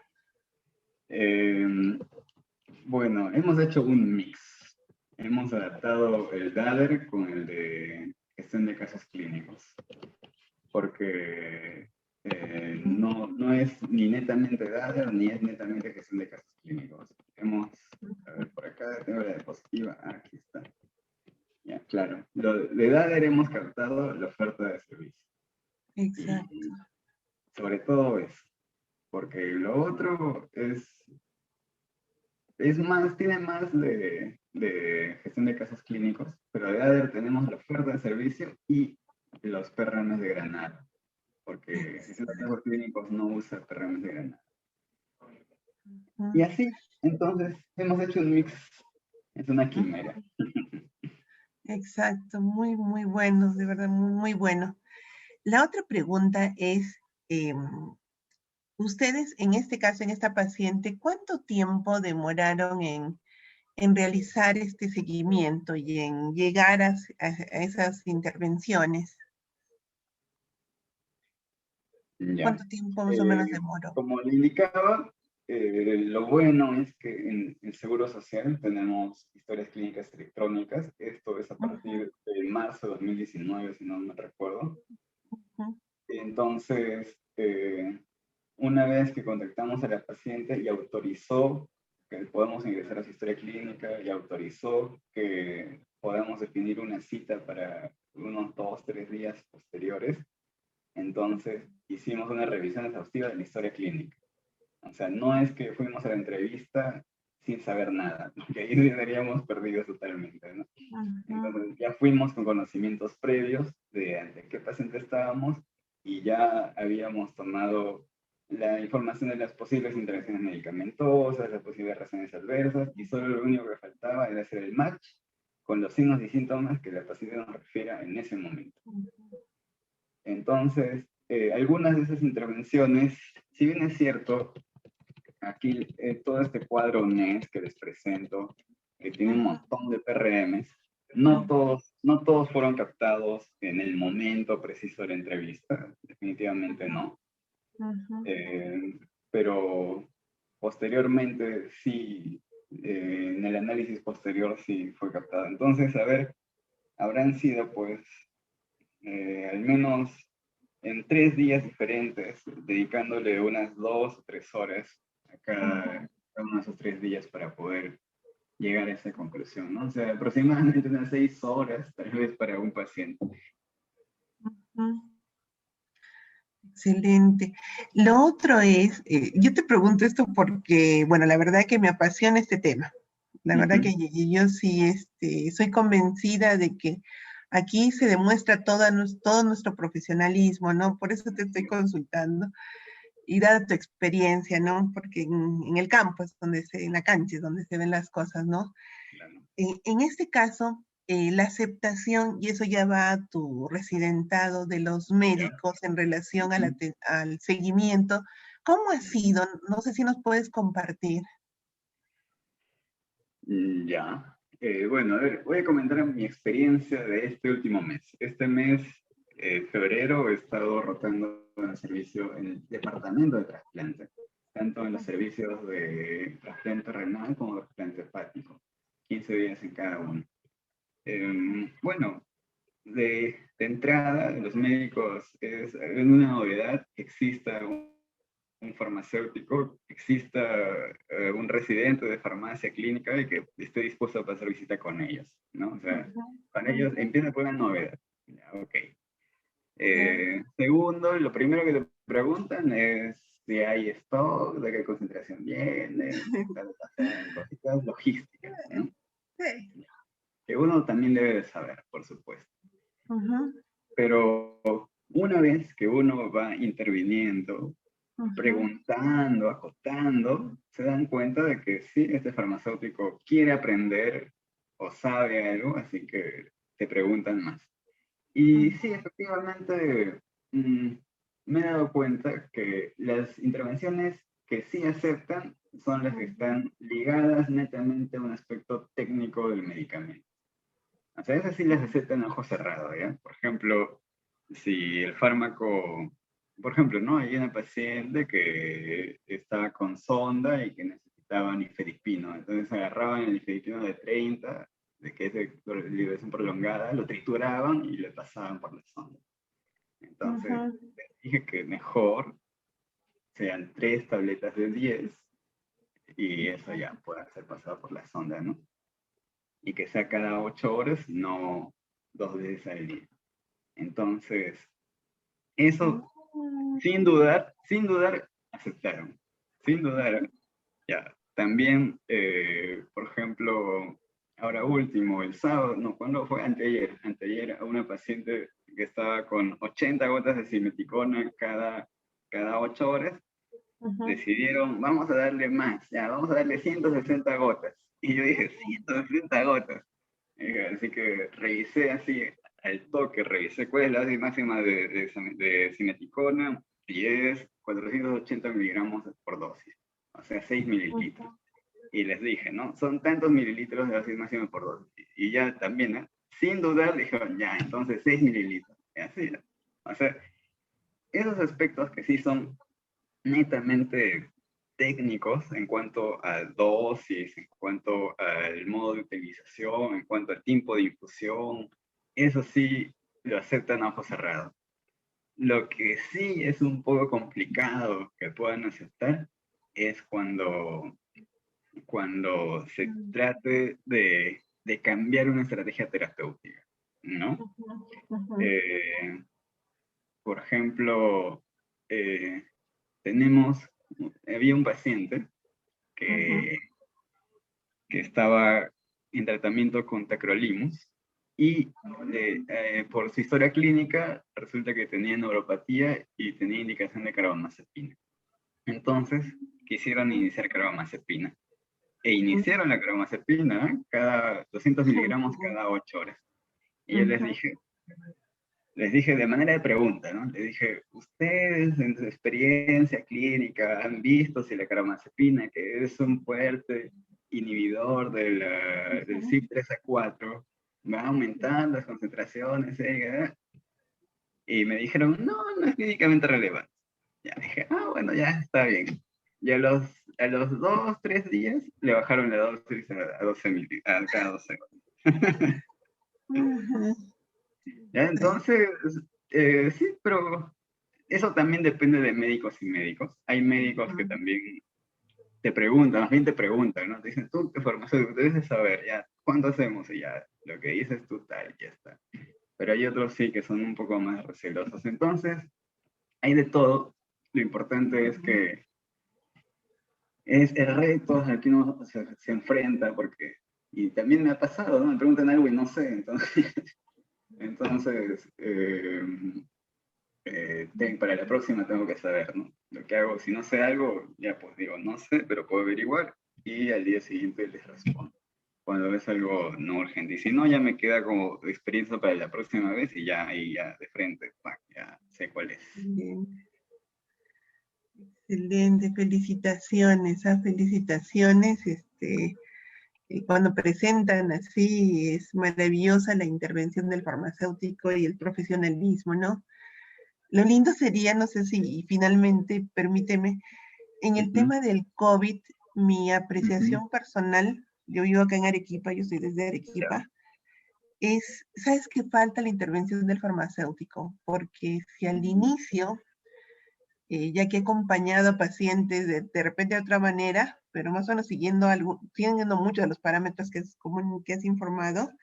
ya, Y sabes que cuando los tomas al inicio y cuando le educas al paciente, se vuelve tu aliado y no termina con la complicación del oxígeno. O sea, yo te cuento, eso es lo que percibo, ¿no? Entonces, el ver tu profesionalismo alienta a seguir, porque soy profesora de una universidad, así que oh, qué bueno, enseñando farmacia y clínica técnica, me encanta y me apasiona, qué ¿no? bueno. Entonces, qué bueno, felicitaciones, Christopher, colega.